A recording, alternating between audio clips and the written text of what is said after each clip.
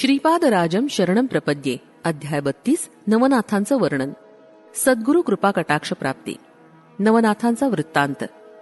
श्रीपाद श्रीवल्लभांच्या दिव्य चरणांना स्पर्श करून मी त्यांना प्रश्न केला, महाप्रभू, नवनाथ या नावानं प्रसिद्ध असलेले सिद्धयोगी सर्व श्री दत्तप्रभूंचे अंशावतार आहेत असं मी ऐकलं होतं. त्यांच्याविषयी सविस्तर माहिती आम्हास द्यावी अशी श्रीचरणी नम्र प्रार्थना. श्री नवनाथांचं नाव ऐकताच श्रीपाद प्रभूंच्या दोन्ही नेत्रांमधून अमृतवृष्टीचा प्रवाह बहिर्मुख होऊन सृष्टीवर पडत असल्यासारखं वाटलं. त्यांच्या दृष्टीतून प्रेमचैतन्य प्रवाहित होत होतं. ते अत्यंत आनंदानं म्हणाले, श्रोत्यानो, मच्छेंद्र, गोरक्ष, जालंधर, गहनी, अडभंग, चौरंग, भर्तरी, चरपट आणि नागनाथ हे नवनाथ आहेत. त्यांच्या स्मरणमात्रानंच शुभफल सिद्ध होतं. श्री दत्तप्रभूंची कृपा नवनाथांचं स्मरण करणाऱ्यांवर अपार असते. कलियुगाच्या प्रारंभापूर्वी श्रीकृष्णानं उद्धवासारख्या महान भक्ताबरोबर तसंच समस्त यादवांबरोबर चर्चा करून आज नवनाथ या नावानं जाणलं जाणाऱ्या नवनारायणांचं स्मरण केलं.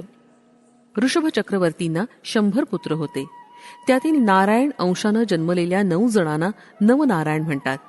त्यांची नावं कवी, हरी, अंतरिक्ष, प्रबुद्ध, पिप्पलायन, अविर्होत्र, दुर्मिल, चमस, करभाजन अशी होती.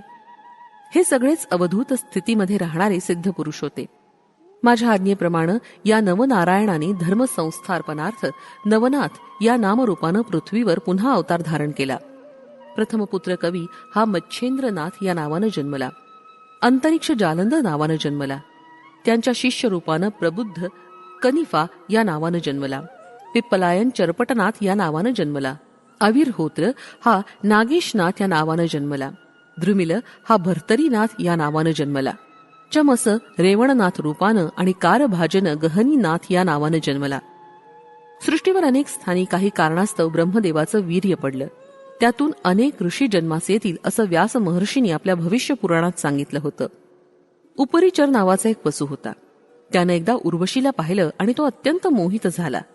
त्यावेळी त्याचं वीर्य द्रवून यमुनेच्या पाण्यात पडलं. ते एका मासोळीने गिळलं. ह्या मत्स्यापासून मच्छेंद्रनाथांचा जन्म झाला. कामदेव मन्मथाला शिवानं क्रोधित होऊन आपल्या ललाटाग्नीनं जाळून भस्म केलं. त्या भस्मामध्ये सूक्ष्म रूपानं मन्मथाचा आत्मा होता. बृहद्रथानं जेव्हा यज्ञ केला त्या यज्ञकुंडातून जालंधर नाथांचा आविर्भाव झाला. रेवा नदी म्हणजे सध्याची नर्मदा नदी. या नदीमध्ये पडलेल्या ब्रह्मवीर्यापासून रेवण सिद्धांचा जन्म झाला. एकदा थोडं ब्रह्मवीर्य एका नागाच्या शिरावर पडलं आणि ते भक्ष समजून नागिणीनं खाऊन टाकलं. त्या योगानं ती नागिण गर्भवती झाली. त्याचवेळी जनमेजय राजा सर्व नाग सर्पांना नष्ट करण्यासाठी सर्पयाग करत होता. ब्राह्मणांच्या मंत्रोच्चारांबरोबर शेकडो सर्प नाग यज्ञकुंडात येऊन पडू लागले.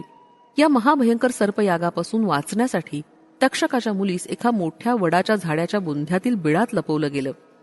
त्या गर्भपिंडातून अविर्होत्राचा जन्म होणार असल्यानं त्या अंड्यास त्या बिळात ठेवून तक्षकाची मुलगी स्वस्थानी निघून गेली.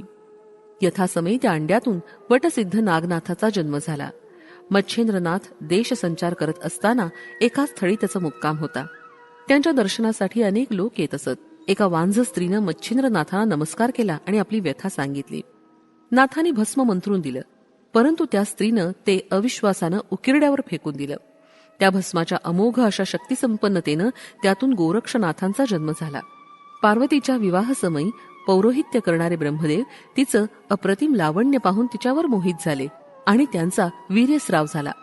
या कृत्याची त्यांना अत्यंत लाज वाटली आणि त्यांनी ते वीर्य आपल्या मांडीस पुसून टाकलं. त्या क्षणीच त्या वीर्याचे 60,000 भाग झाले आणि त्यातून वालखिल्य या नावाचे 60,000 ऋषी जन्मास आले. त्यातून थोडा भाग उरला होता तो कचरा समजून भगीरथी नदीत फेकला गेला. तो कचरा नदीतील गवतात अडकून तिथेच राहिला. त्यामध्ये पिप्पलायनाचा आत्मा शिरला आणि चरपटनाथाचा जन्म झाला.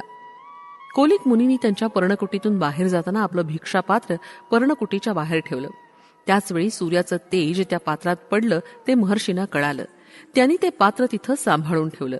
भर्तरी या शब्दाचा अर्थ भिक्षापात्र असा होतो. त्या पात्रातूनच एका नवनाथाचा जन्म झाला.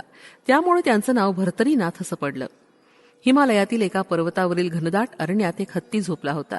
एकदा ब्रह्मदेव सरस्वतीवर मोहित झाले आणि त्यांचं वीर्य द्रवित होऊन खाली पडलं. ते झोपलेल्या हत्तीच्या कानात पडलं. त्या कानातूनच प्रबुद्धाला जीवन प्राप्त होऊन त्यानं जन्म घेतला. कानातून जन्म घेतल्यानं या नाथाचं नाव कर्णकनिफा असं पडलं. गोरक्षकानं संजीवनी मंत्राचा जप करत मातीमध्ये एक मनुष्याकार आकृती काढली. त्या आकृतीतून करभाजनाला त्या संजीवनी मंत्राच्या सहाय्यानं जीवन प्राप्त झालं आणि त्यानं गहनीनाथ या नावानं अवतार धारण केला. श्रीकृष्णांच्या आज्ञेनुसार या नवनारायणाने आपलं स्थूल शरीर मंद पर्वतावर समाधी अवस्थेत सांभाळून ठेवलं आणि अंश अवतारानं नवनाथ रामरूपानं पृथ्वीवर जन्म घेतला. धर्मसंस्थापनेचं महान कार्य करण्यासाठीच या नवनाथांचा अवतार झाला होता. श्रीपाद प्रभूंचे हे नवनाथांच्या जन्मासंबंधीचे आश्चर्यजनक विवेचन ऐकून आम्ही मंत्रमुग्ध होऊन गेलो होतो. आम्ही प्रभूंच्या चरणी वंदन करून त्यांचा जय जयकार केला.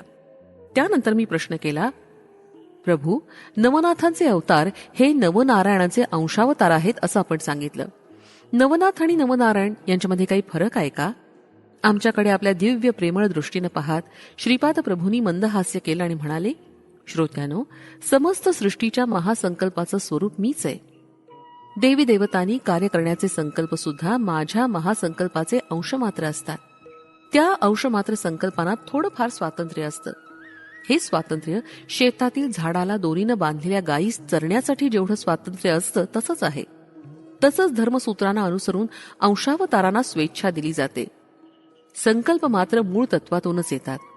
त्यांचं योग्य प्रकारे नियंत्रण करणं हे अंशावतारातलं कार्य असतं.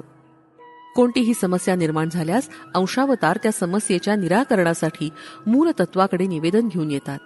मूलतत्वाकडून अनुमती घेऊन जीवांचं कल्याण करतात. या अंशावतारात राग, लोभ, मद, मत्सर, अहंकार असे मानवी दुर्गुण नसतात. त्यामुळे मूलतत्वाची कार्यसमर्थता अंशावतारात सुद्धा आढळते. या कारणामुळे अंशावतार आणि पूर्णावतार यात काही फरक नसतो. श्रीपाद श्रीवल्लभांचा जय जयकार असो. फलश्रुती, सद्गुरु कृपा कटाक्ष प्राप्तीसाठी